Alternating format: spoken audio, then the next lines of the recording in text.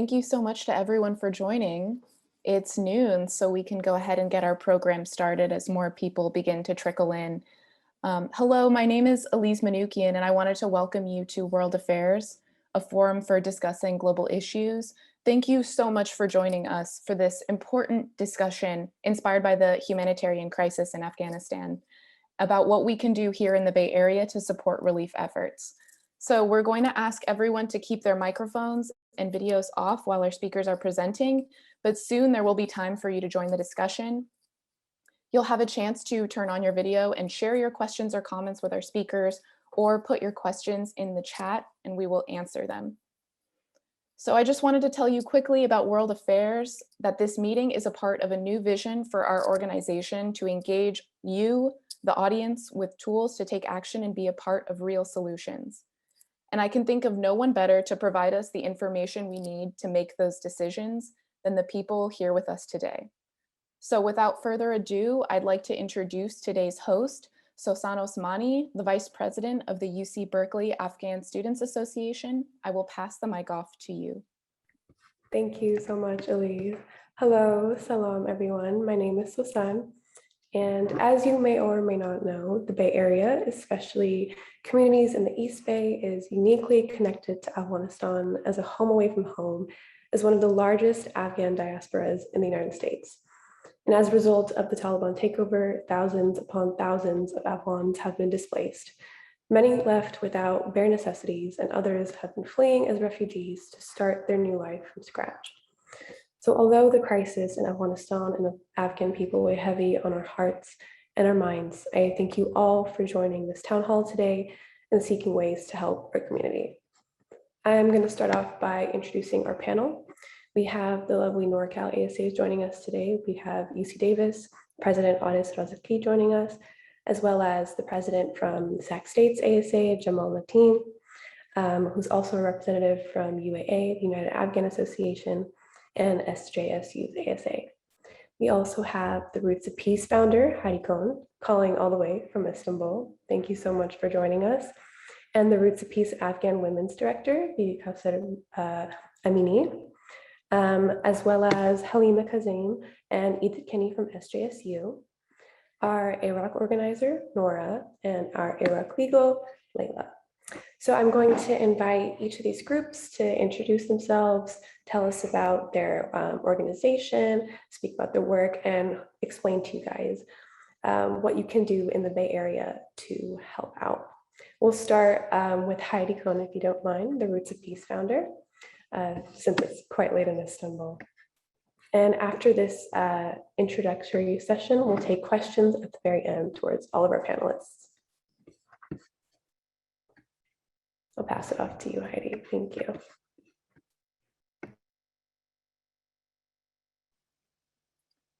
Is Heidi here? Bibi, do you know? Or Carol, do you know if Heidi was able to log on? Yes, good morning and good noon to everyone. I just talked to Heidi just a few minutes ago, and I guess she's trying to log into the Zoom meeting. And yeah, she might be here like in a minute. Hi. Yeah, hi, I'm in Istanbul, Turkey, and I had to come here because of the tragic situation happening in Afghanistan. Thank you so much for coming, Heidi. Would you mind introducing yourself, your organization, and just telling us about your work and what people here can do to help Afghanistan and Afghan people? Thank you so much. My name is Heidi Kuhn. I'm founder and CEO of Roots of Peace, and I'm here in Istanbul, Turkey. My husband and I just left 2 days ago because as we have 360 Afghans employed with Roots of Peace. We actually manage $30 million under contract with USAID and with the US Department of State. We have 45 million under contract. And for the last 20 years, I've worked in Afghanistan to turn mines to vines, replacing the scourge of landmines with bountiful vineyards and orchards worldwide. Our contributions to Afghanistan with the support of the Afghan people. We have planted 6 million fruit trees in all 34 provinces, benefiting over 1 million Afghan farmers and families. And I am here because I cannot get one person out. And these are the SIVs, the hundreds of them that I am actually filling out as rapidly as I can. And then we're listening to the news in the backdrop that the airports are being closed, as I have people risking their lives to cross those borders. So it is a great honor to be on the World Affairs Council, Town Council meeting. We are seeking solutions, and we remain most grateful to the Afghans who have dedicated their lives for the past 20 years to help us plant the roots of peace in Afghanistan. Thank you so much. Bibi Kausar, would you like to elaborate any more on that? Yes, good noon, ladies and gentlemen. This is me, Bibi Kausar, Afghan Program Director with Roots of Peace in Central Fayal, California. As Heidi Kuhn mentioned, that we are just struggling with the different issues since 2 weeks, and we are trying to get our staff out of Afghanistan because their life is in high risk. And this happened after that we didn't receive any response from the State Department. Even we're not able to get one of our employees outside of Afghanistan. Hopefully, that's why the Heidi Kuhn, I'm really proud of you. You're such an amazing angel and powerful woman. She just left the United States of America and she just went there in Turkey to try to get support for her staff and member that they all just need help, you know. And I'm also receiving many texts and messages from staff and my friend that they're already stuck in there and everybody's just asking for help. And some of them said we're just hopeless because the Taliban said the airport have to be closed and we don't want any more evacuation through Afghanistan. This is the very bad and tragic news for me this morning. And I hope the state government in Afghanistan right now doesn't have any government. You know, the situation is like not clear, and the state government we need more attention and effort from the state government to push the peoples that they're over there in Afghanistan International Airport to please let them to come in outside those that have like document in their hand. They're eligible to fly to United States because we can recommend them because their life is in high risk and danger, and we want just help. The world needs to come together. The powerful women. I had like a phone call this morning with Hillary Clinton office and Condoleezza Rice office, and I just passed my message with her assistant, and I just asked for help that please, this is the time that the world needs to take an action and save their lives. They're in risk. This is the matter of life and death. Please, for God's sake, save those peoples. They're innocent peoples. They provide service to U.S. department, to U.S. government, and this is the State Department's decision. They just need to push those peoples to let them out. You know, if they try their hard, if they're trying to push them, it works. It works, and I believe on that. So this is my concern. And also personally, I don't want to go personally, but I just left my family there. They're high risk, and I just provide the Taliban traded letter to State Department like last week that my whole family received a warning letter from Taliban, and I just submit the required document to State Department and ask them for a visa. But still, I'm just waiting for their response. And after this news, and after this, breaking news this morning, I'm just hopeless. I don't think so I'm able to get them out. I hope something works and we could try to save their life. Thank you so much for sharing. Would Edith, Kenny, and Halima be able to share and introduce their organization and talk about how people that have joined will be able to help out. They are from SJSU. Sure. Hi, everyone. Thanks for joining this call, and thank you for caring about what's happening in Afghanistan. It's been now over a week since the government collapsed, and I think many of us have just been mobilizing to see what we can do for friends and family in the country. And I found myself in that same position last Sunday, not this past one, but when Kabul, the government fell. And there are a lot of groups doing a lot of things, and there are a lot of people who want to help. And I found comfort all day long that day, that Sunday. I thought, I have worked more than a decade in Afghanistan, and I have hundreds and hundreds of friends and former colleagues and journalists I have trained over the years there.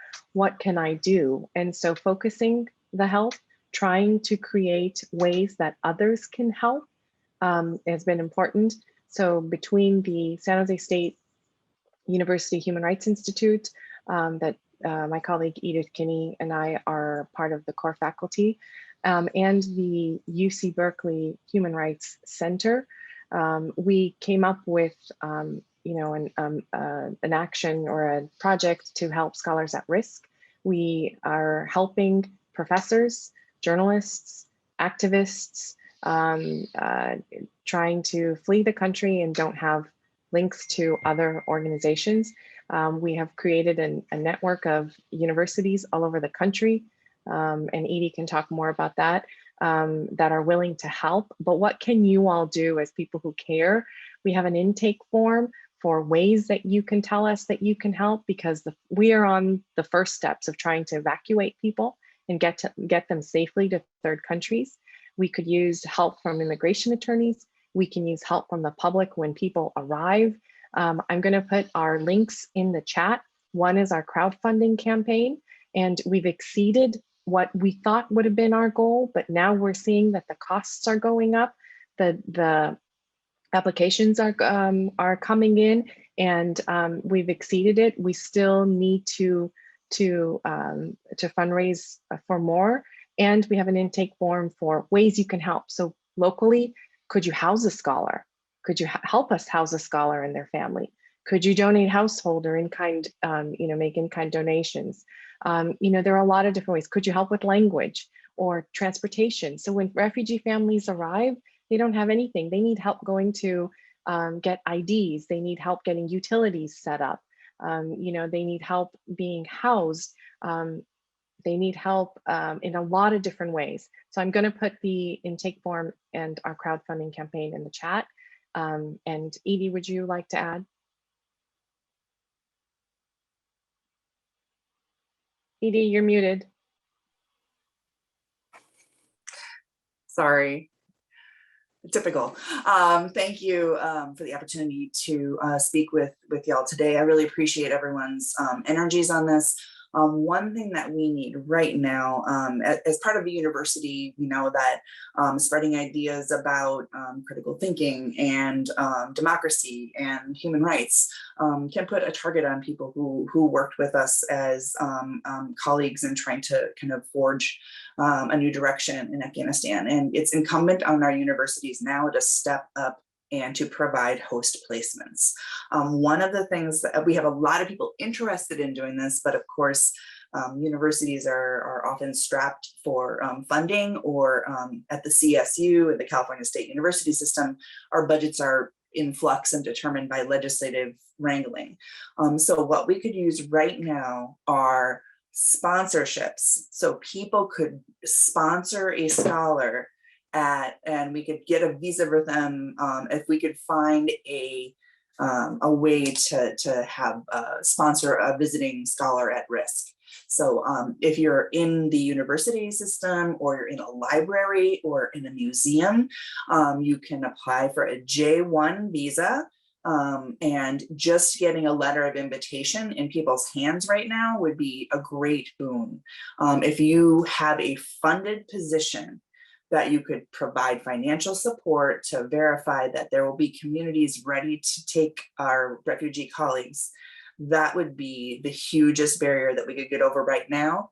I'm really inspired at the outreach and advocacy for our colleagues. But please do understand that this is going to be a longer haul. Like, we need to get mobilized right now to help people out in the short term.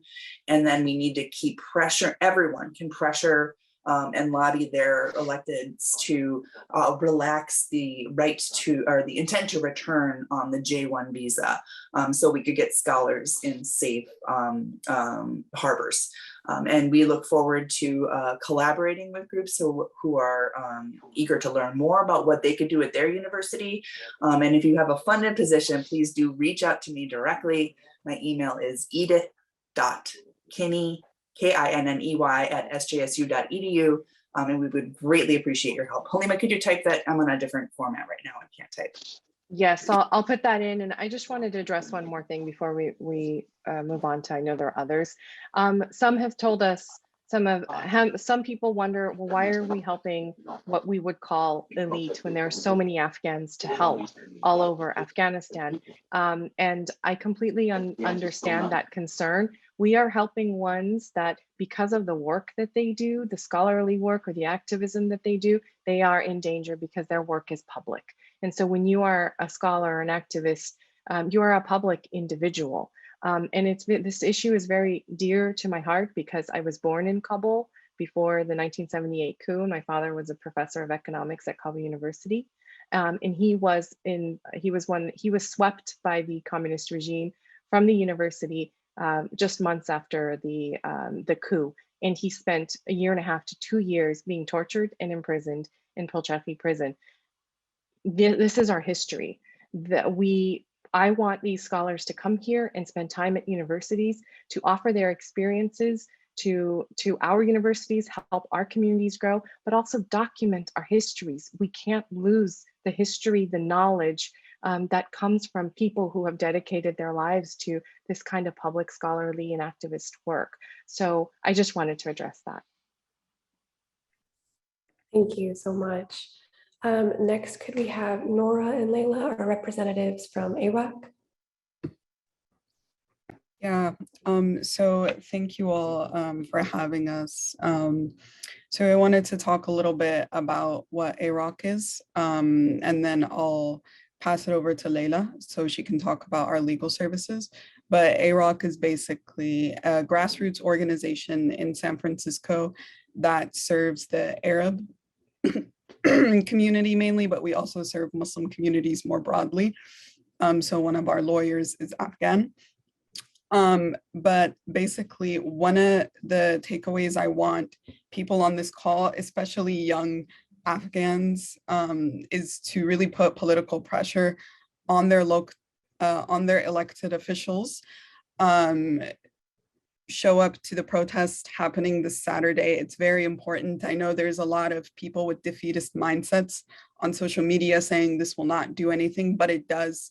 It makes a huge impact when we have mass mobilizations, when we have thousands of people in the street demanding that we open up the borders, when representatives are having their emails flooded. It's really, really important for us to mobilize at this time. I can tell you as a Palestinian youth that it really does make a difference, and that silence from the general public, it does not help the situation at all. So we really, really need public pressure, and it needs to be led by Afghan youth, as this event was put together by you all. So this Saturday at 12 p.m. United Nations Plaza, AROC is endorsing a protest. So I really encourage you all to join, to make TikToks, to make Instagram posts, to share information, because that's really important. Now, what we're doing at AROC specifically, we offer case management for both social services like Medi-Cal, unemployment assistance, EDD in general. So not just for the situation, but in the long term, long after people are settled. It's really important that they have ongoing support. So that's all I have to add. Leila, if you want to talk about the legal services and support that we're offering at this time, I'll just hand it over to you. Hi everyone. So yeah, AROC is partnering. I'm not sure if you guys heard that there's a national initiative. PARS has basically organized this initiative to help the Afghan community in the United States find ways to evacuate their family that are trying to flee the current situation and come to the United States. So we're basically partnering with PARS. We have our basically our consults right now are open, and we're prioritizing members of the Afghan community. There we have an intake system, and we're also utilizing the intake form PARS has designed, where a person just indicates their phone number, their email, and their general situation. They don't necessarily need to have a pending petition. So we're prioritizing people that believe that because of their job or socioeconomic associations, they would be targeted by the Taliban. So based on those types of fears, we're telling people just to call us. And what we're trying to do right now is prioritize humanitarian parole, particularly for those people that don't, for example, have special immigrant visas or have a pending family petition, or are like pending asylum through resettlement. Organizations, the Arab Resource and Arab Resource and Organizing Center. I mean, we're working with PARS as well. PARS is really prioritizing right now, helping the Afghan American community reunite with their family. So yeah, I can provide our email and our contact details in addition to the PARS intake form. But I mean, I don't know how much you guys want me to go into the weeds. I know this isn't a legal kind of presentation, but I think some of the difficulties I think we're facing right now is, I mean, I as an attorney right now feel kind of reminiscent of the Trump administration in terms of these really rash decisions that have a really dire impact on people's lives. And so the way the Biden administration, I mean, right now as immigration attorneys, we're utilizing the tools we already have within the parameters of the law to help reunite people, but we're pressuring the Department of Homeland Security and the Biden administration to come out with specific guidance for families so they're able to reunite with their families in the United States. Because right now, so for example, humanitarian parole, for example, I did an intake yesterday with a woman that wants to bring over 17 family members vis-a-vis humanitarian parole. Each application costs at least $595. And each application needs to be sponsored by a person that makes enough money to show that they can sponsor this person when they're coming here. It does not lead to a legal status. This is just a type of petition, and there's no guarantee.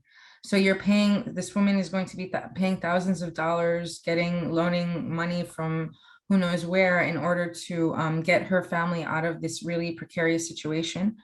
And so that's why we're pressuring the Biden administration to come out with more uniform rules that will basically streamline the process and make things easier, because right now things are very confusing in terms of just the basic processes of what I'm talking about in terms of expediting these requests. We know we're from what we're hearing, the Americans are no longer going to be in control of the airport after September 1st. And this obviously puts all our clients in a lot of danger and a lot of questioning in terms of, well, is my application going to be processed by the time the Americans are gone?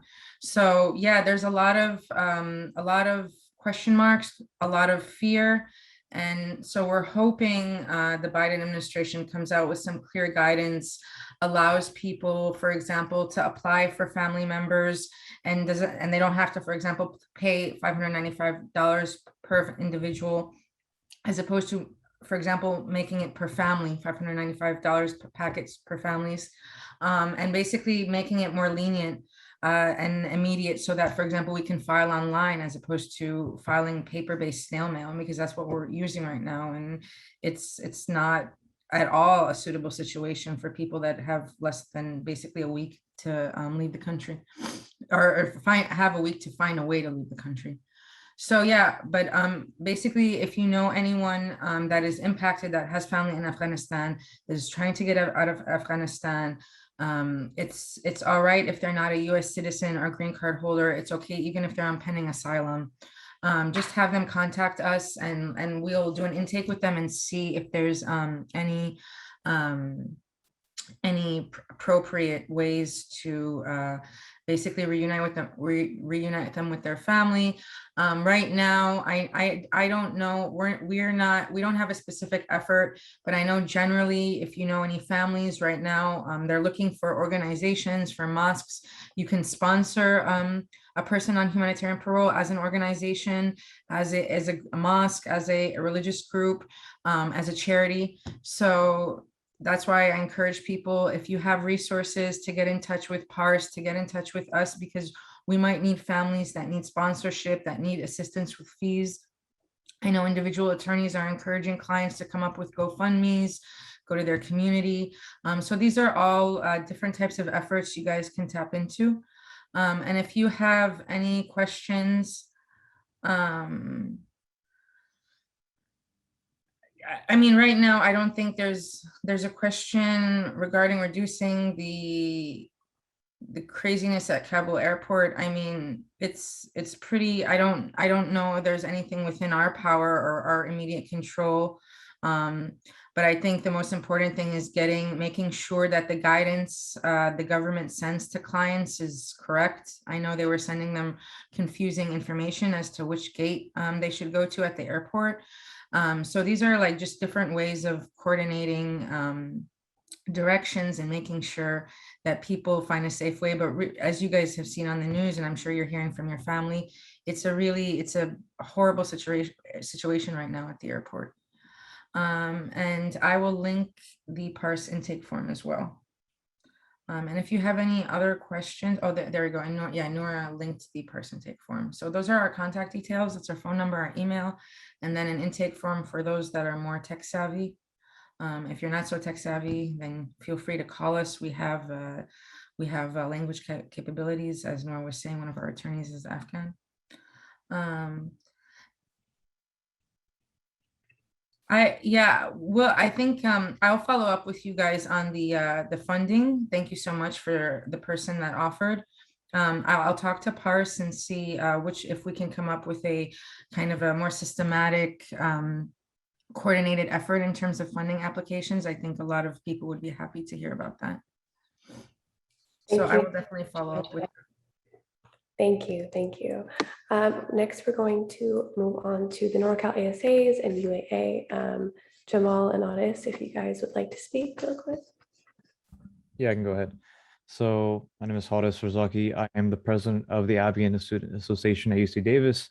I'm also center for the Associated Students of UC Davis, as well as one of the co-founders, along with Mayan and Jamal, of the United Afghan Association, or UAA, which is a collective Afghan student-run organizations and alums that advocates and amplifies the voices of Afghans, along with providing resource to Afghans in the diaspora, as well as back home. Now, what we can do is first to bring more awareness to the humanitarian crisis back home in Afghanistan. Along with this, we must do the best we can do to provide resources to those who are able to come to the US right now. I've heard many stories of individuals spending the entire day driving back and forth to the airport to pick up family members. A plan that we wish to enact is working with former students to provide basic needs products such as razor blades, deodorant, toothpaste, etc., just to get the individuals that came here with nothing to get them started a new life. Now, it's very difficult right now to provide any sort of funds to individuals back home in Afghanistan. So what we can do right now is provide the ones who had the chance to come here with the resources and support that they desperately need. Furthermore, we must advocate for those who are unable to leave by educating those who aren't aware of the situation and urging those in power to protect human rights and work on more programs to bring refugees to the US. I plan on working on some sort of F1 visa granting program through our student senate at Davis, where we can potentially have them being sponsored by the university and obtain an education through a local community college, then transferring to a four-year university. Now, another thing we also must do is mobilizing our community and lobbying our concerns to local leaders. Within UAA, we are working on a letter to send to the EU, UN, and other organizations, as well as a petition. Now, most recently at UC Davis, We also organized a joint letter to administration that addressed our concerns, as well as a recommendation with the backing of many student-run groups. I urge all students and student-run organizations to follow through on this as well, because we need to do the best we can to ensure that the leaders at our campus are standing in solidarity with us. I also think Halima made a great point on supporting them when it comes to legal process, like guiding them to the ID process, because that is just something that is very important. I also really quick want to say we are having a protest in San Francisco on the 28th at 2 p.m. at the United Nations Plaza. So if you can, please be there. Once again, this is a long journey ahead, but we cannot give up hope. Now I can pass it on to Jamal on my end. Yeah, thanks. So salam everyone, my name is Jamal. I'm the Afghan Student Association president for Sac State, as well as one of the admins for UAA, United Afghan Association. So our ASA at Sac State right now is, it is a baby club. However, I understand that Sacramento has a very large Afghan population. And in the more recent weeks, there's been reports saying that Sacramento could house up to 9,700 up to 10,000 SIVs. So we understand that this is very serious and we want to get involved and help in any way we can. I actually just heard back from the Multicultural Center at Sac State, and they might be able to provide some refugee help. And so we're looking into that, but yeah, that's pretty much it for us. Thank you so much, Jamal. Hi, everyone. My name is Mayan. I am the VP for Afghan Student Association, one of the co-founders of Afghans in Solidarity, as well as one of the co-founders for UAA. First and foremost, I would like to thank everyone for coming out today, showing their support, raising awareness, raising their voices. I would also like to thank everyone for this opportunity to share and just for the platform. Again, not to sound repetitive, as Harris and Jamal have wonderfully stated, we're here to first and foremost raise awareness and show our support as in any way we can.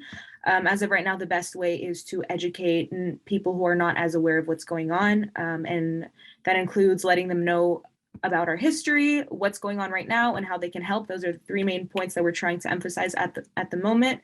And as of right now, again, as Nora from AROC stated and Harris and Jamal have emphasized, we're having a protest this Saturday on the 28th, 2 p.m. in San Francisco. For now, it's an international protest. We're connected with over 30 other cities worldwide. We're hosting a protest same day, around the same time. Then afterwards, our goal is to be in this for the long run. We understand that it is a long battle. It's not an overnight process. It takes more and more work and effort and dedication, and we're here for it in the long run. After our protest, we are currently working as far as Afghans in Solidarity, our Afghan Student Association at San Jose State, as well as, UC Davis, Cal, Sac State, and a few other folks. We've all come together under UAA, and we're trying to officially launch a platform where people can donate, whether it's new clothes, whether it's money, whatever it is. Those are still, nothing's official yet, but we're still working on something like that. Also to support unaccompanied minors and potentially foster them, housing issues similar to what Halima and Edith are working on as well. And I do think it's important that we potentially join forces because we're focusing on the same issues and emphasizing the same issues. So as of right now, we're still working on building our team. We're still working on setting everything up. And as soon as that's ready to go, I'd be more than happy to reach out to anyone who's interested in helping.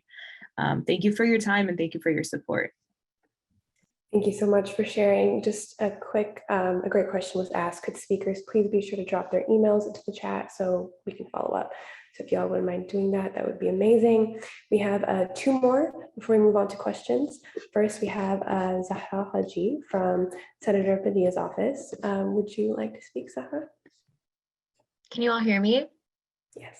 Okay, cool. Hi, everyone. My name is Zara. First off, just wanted to thank, everyone involved in organizing this space to be able to, inform community members and share resources.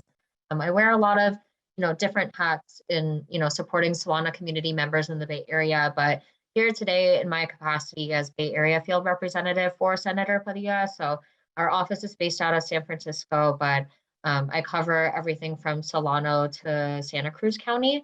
I just wanted to share some of the resources that we have with our office. We have a dedicated casework team that's been working with the State Department to help process applications. And I think Layla mentioned this before, but just wanted to reiterate that you do not need to be a US citizen or have a green card to be able to apply.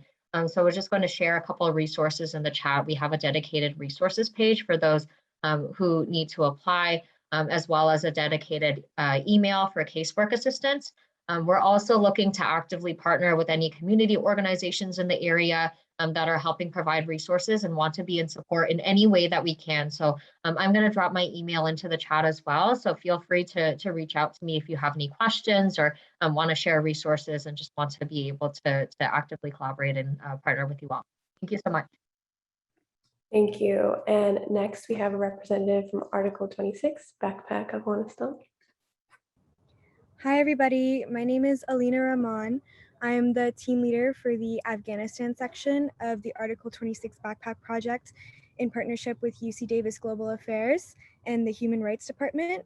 And what Backpack basically is an online digital platform where Afghan refugees in specific can store their documents. It's like cloud-based, and it's also a server supported by UC Davis servers. So anybody who signs up for a Backpack account is getting the same level of security as a UC Davis student. So, so I think Backpack is really useful for refugees for this reason. And if you want to know more about it, I will drop my email in the chat and you can contact me directly. Thank you.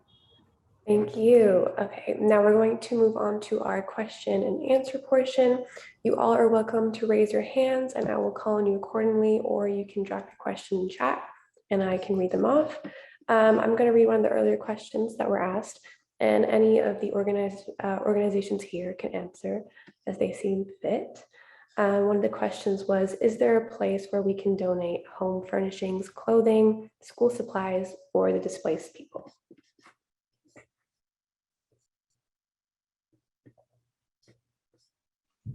Yes, we can, for families, scholars that we will resettle in local universities, we can take those items. I put the intake form in the chat and you can tell us in the form what you have to donate and when you will be available and when things will be available. Amazing. If anyone else has a question, please feel free to raise your hand.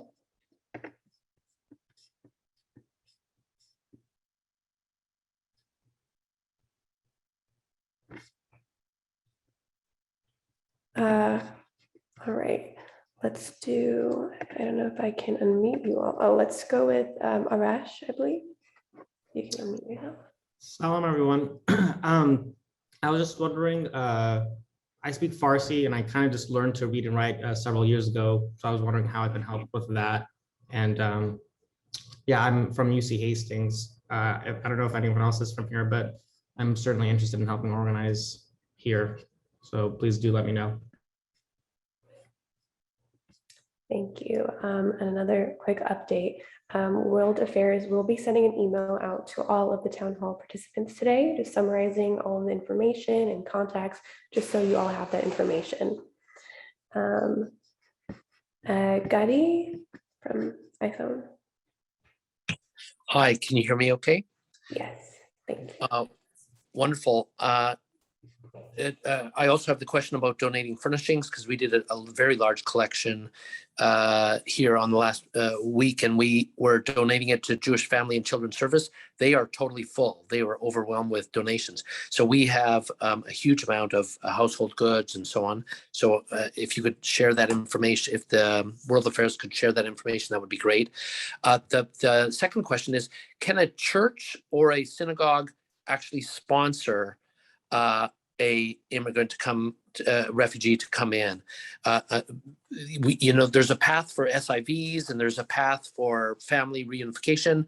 What about people that don't have that? Let's say women in Afghanistan that are in danger. Can a church or a synagogue, as an entity, a sponsor, go through a process of sponsoring somebody like it's been done in Canada? There have been news articles about that. Can somebody answer that one for me? Thank you.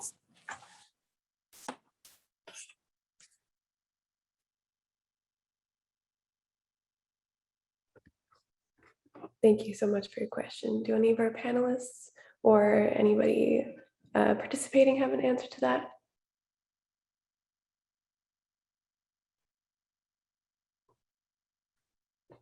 If not, I think we will try to do our research on that and get back to you after this town hall meeting. Thank you so much for your question.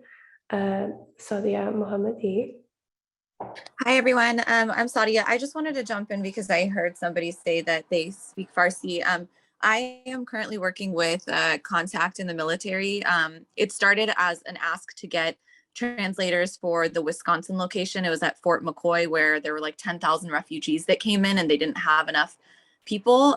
So I started recruiting for people and we've gotten a lot of signups, but I'm happy to drop my Instagram handle. It's in my bio. There's a link that you can just sign right up and it'll ask you a few questions and that will go direct to the military contact and they'll just start pulling those names when they need some help with. It's not just going to be Wisconsin, it'll be wherever they need translators.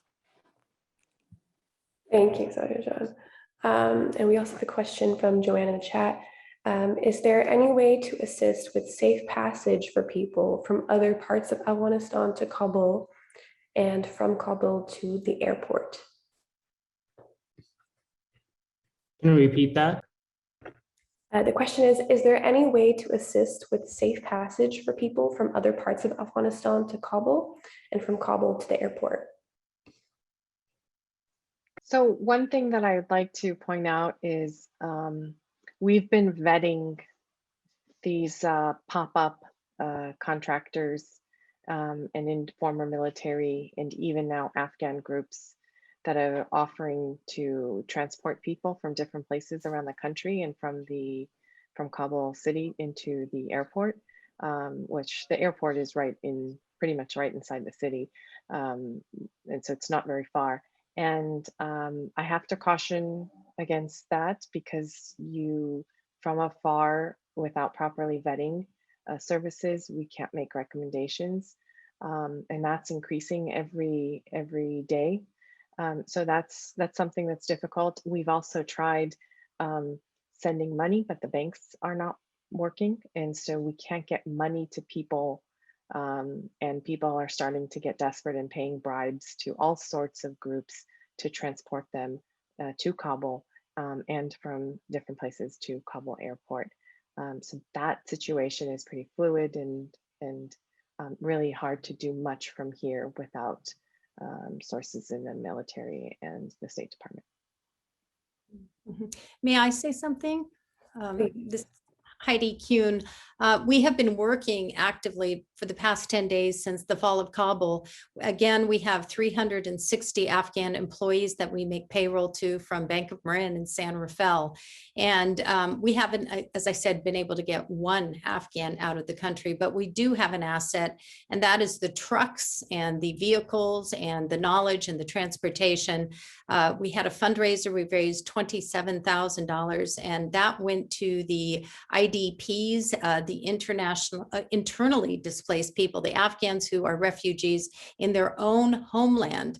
And this is a part of the crisis that is untold because, prior to August 15th, people from Badakhshan, Helmand, Mazar-e-Sharif converged into the city of Kabul seeking protection, and there are 500,000 IDPs there. And our staff, just a tragic story to quickly tell you, Yasser, I'll use first names only, our director of communications, was coming into our offices on the 14th of August. He saw a woman weeping at the entrance to our office holding a child in her arms.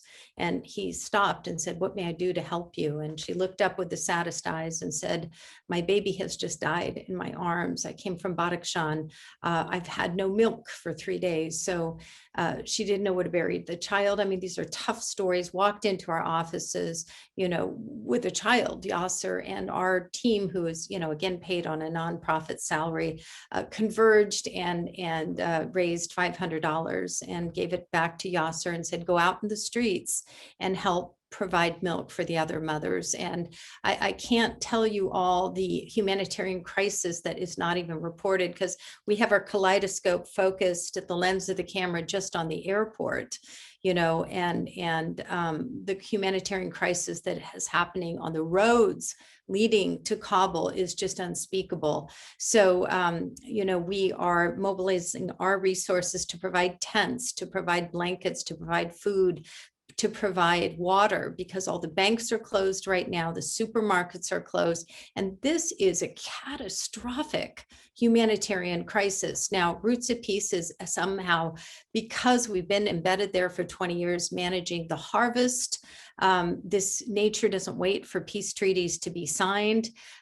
We are working in 28 of the 34 provinces actively, because just like San Joaquin Valley and Napa, Sonoma, the fruit is ripe. It's not going to wait for peace treaties. And so we have our farmers out there, harvesting the fruits, using the cold storage refrigeration, transporting them across contentious borders, working through OFAC, the Office of Foreign Assets, because we're not allowed as an NGO to spend a dime of US funding to work there, but yet it's a terrorist nation. It is overcome by the Taliban. So there's so many conundrums for NGOs to be able to operate. But what we are able to do is to provide those emergency resources.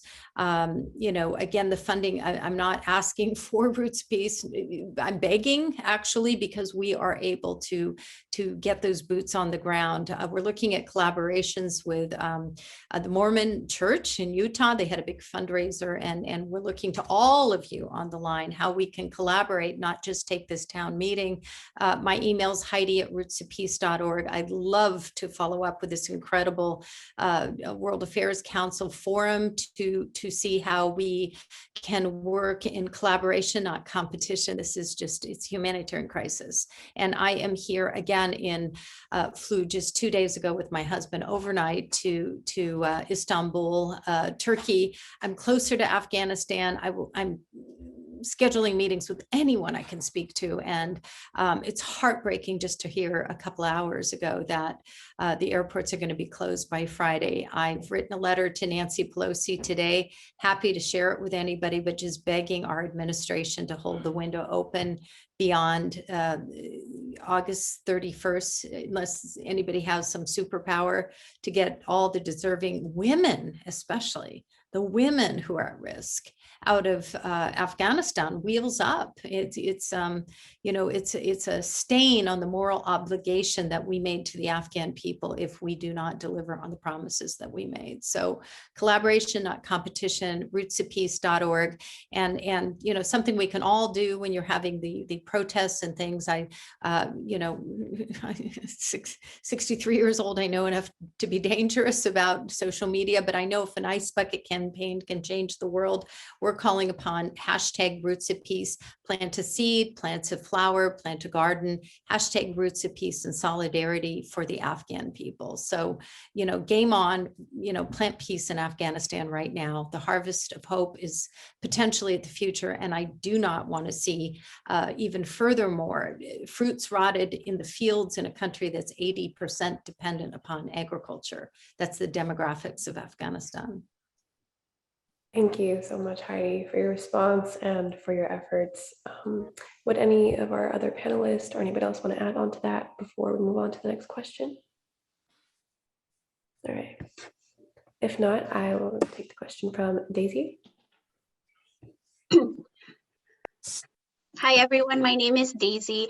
I just wanted to introduce myself. I'm a licensed clinical social worker, and I am based in San Jose, California. We work for an organization called Asian Americans for Community Involvement, particularly the Center for Survivors of Torture and New Refugee Program.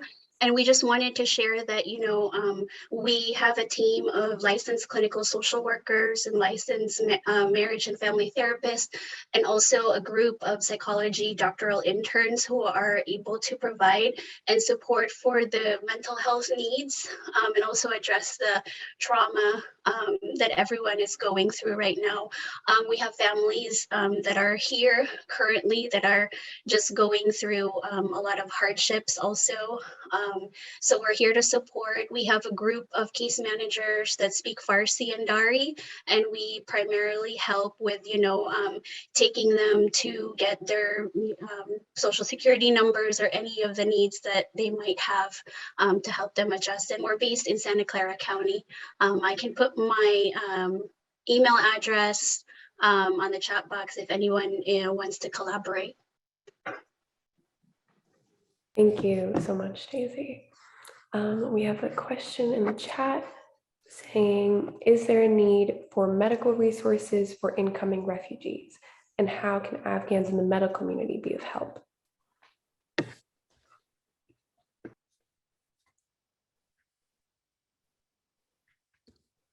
If I could just quickly jump in on this. Back in when this COVID-19 pandemic was really at its peak, now I know for a fact a lot of individuals back home in Afghanistan were just not educated on how to protect themselves from COVID-19. So I think a really big effort is not only for making sure that they're not contracting the virus, but also educating them on hygiene, how to take care of themselves if they get sick, like all that stuff. I think that's very important because there's not enough education there to make sure they do those things. Now, how to help, I definitely feel as though we need to collaborate alongside each other on this. I know, I think in Sacramento, they're hosting it, some former Davis alumni. They're doing something where they're providing donations to refugees coming in. So I think if we could also provide medical resources, that would also be very, very important, along with just educating them overall. Thank you so much, Otis. Could we also have Soumya speak? She's here with ADP. Soumya, are you here? I am. Hello. Thank you, everyone, for all of the incredible work that you're doing for Afghanistan. The people need all of our help, and I'm just so thankful to hear that there's just so many resources out there and that people are putting their efforts together to really make a difference. So I'm speaking on behalf of Afghan Resources. We're a project within the organization Afghan Diaspora for Equality and Progress. Our project really started as just a group of attorneys wanting to help put together a resource that helps Afghans navigate their immigration options in the US and other countries like India, Philippines, and other emergency visas. So many of our Afghans are stuck with applications that are taking 2 to 3 years to be approved. And we're not really seeing these be fast-tracked. And so after conferring with just local immigration attorneys, we branched out to gather over 60 attorney volunteers, and we provided them with trainings and resources to help provide and apply for humanitarian parole applications. And the humanitarian parole application is just the fastest immigration path, since the SIV applications can take 2 to 3 years, and the P2 visa details have not even been ironed out by the US government. So there's a lot of uncertainties with those other options. Even though the attorneys are offering their help pro bono, this application unfortunately requires a $575 filing fee to the US government for each application. So you can imagine how it might be difficult for a family of 8 to pay $575 per person, including for each child. So right now we're looking for donations and also US citizens who we can list on the forums who can sponsor these individuals. If you want to learn more, would like to offer your help, you can feel free to email just afghanresources2021@gmail.com. And I'm happy to provide the website and email address in the chat. But yeah, it's been a really difficult time for immigration attorneys just to kind of gather all the resources that are out there, and how much information just hasn't been conveyed by the US government. So we're doing our best to explore this fastest option. And there's I believe over 100 applicants who requested our assistance and requested legal help. So yeah, that's just a little bit about our project. But thank you so much for this time, Susan, for organizing. Thank you, Soumya John. Next, we have sorry if I pronounced this wrong, Jean or John Barish. Oh, hi. Thanks a lot. I just have a quick question. There was a call for furniture and kitchen supplies and the like, and then someone said that they were so overloaded they had to give them to someone else. I'm wondering if it's more efficient to give real goods or to donate money. Could someone give me some advice about that? Money.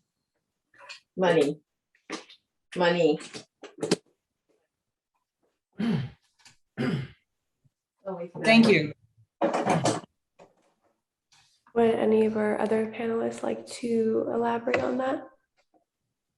I know earlier it was mentioned in regards to money and Kabul and Afghanistan specifically, the banks are closed. So when it comes to directly aiding people on the ground, that is going to be a big hardship. But in regards to refugees here, I think someone unmuted to speak about that.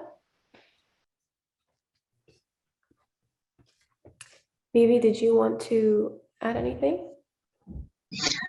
Yes, as you know that I and Heidi Kuhn started campaigning like 2 weeks ago through a Roots of Peace office to help the Afghan women's soccer teams, which is left behind in Afghanistan. And I tried a lot to get them out from Afghanistan to United States of America, but it's impossible, I think. And hopefully I tried to get 6 of them out to Australia. And I just use my personal contact with the Australia country, and I just try to get them out to Australia. And hopefully they just text me yesterday night that we are in Qatar and Australia governments is trying to get us or welcome us to Australia. And this was a very good news for me. But I'm trying the remaining girl, which is about 11 national soccer player, they're left it behind. Even I know some gold medal, the girls that she have like recently her gold medal in Tokyo, you know, and she's just asking for help. And I can't promise anyone something because I'm receiving lots of messages, texting that please help us, Kauser, because you're there. You just start camping to save our life. And I say to all of them that I can't guarantee something for you guys because I'm trying my best. You know, I'm trying to use my personal contact. I'm trying to raise my voice through different way like social media, press, you know, TV channels. This is what am I doing right now, and I'm not in a position to give you all permission to fly through United States of America. And I want the panelists who are attending here today and the people's amazing people that they're attending this meeting today here. I'm just asking for help. If anybody having ability of helping them to get them out safely from Afghanistan, because they are the women, they're in high risk, you know. We need to save their life at least if you're not able to, because there's a huge number of women that they're in high risk. They're journalists, they're involved in educated women, like sport women. They are all of them is like in high risk. But at least we could save our achievement in past 20 years. The girls that had their achievement in the sport and education. I'm just asking for help. If somebody is interested in to help me with this, I will be really appreciated. Me and Heidi is really working hard to get them all out from Afghanistan through United States of America. But if it would be like another option, I really appreciate to get help for them, because they're deadly waiting for the help, and they're just pushing me every day that for the result. What's going on? Is that there any update? But unfortunately, I don't have any update for them yet. Thank you so much. Thank you. I believe we have one more question, or time for one or two more. We have Jenny asking a question in regards to, this may have been discussed a little bit prior. Could you please let us know a bit about how churches or NGOs in the US can go about finding people to sponsor for visas, and also how to begin that process? I can speak on that a little bit. I feel like it might be more appropriate. because the humanitarian parole applications they require a financial sponsor. This is primarily what we've seen is that this is on paper. So we actually haven't seen any sort of like repercussions that might happen or obligations that require you to become a US sponsor, other than it just being on paper. However, our attorneys can certainly give you just more advice. We normally don't work with institutional sponsors. I think we need like tax documents and such. So it might be a little more difficult for an institution to sponsor an individual for the humanitarian parole application specifically. But if there's any individuals and if the institutional organization is the only kind of sponsor that you are, only kind of help that you're willing to provide, then our attorneys can work with you in ironing out the details and the documents that we need to help you with that. But currently, I believe there's about between 30 and 50 applicants who require US sponsors, and they're required to be US citizens as well, with their most recent tax returns being in the US. I hope that answers your question. Yeah, and I'm happy to speak to you more if you send us an email about being a financial sponsor at afghanresources2021@gmail.com. Thank you so much for all your help. Thank you so much, Samia John. Before I pass it off to Elise to close out, I do want to boost Margaret's comment. She said that she is purchasing items for incoming asylees in Sacramento and wants to know if any of you are aware of any private sector companies or vendors who would be willing to help out in any way. They're in need to buy large volumes of items such as microwaves, beds, etc. So if any of you have any information on that, please reach out to them. Thank you all so much for joining. I will pass it off to Elise. I just wanted to say thank you so much to everyone who joined today from all over the Bay Area, from all over the world.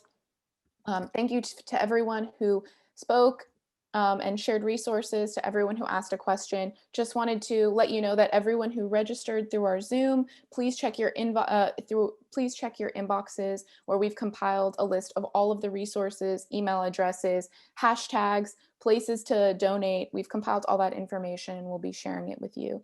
So thank you again. And everyone, please take care of yourself in this difficult time. And thank you again for joining us.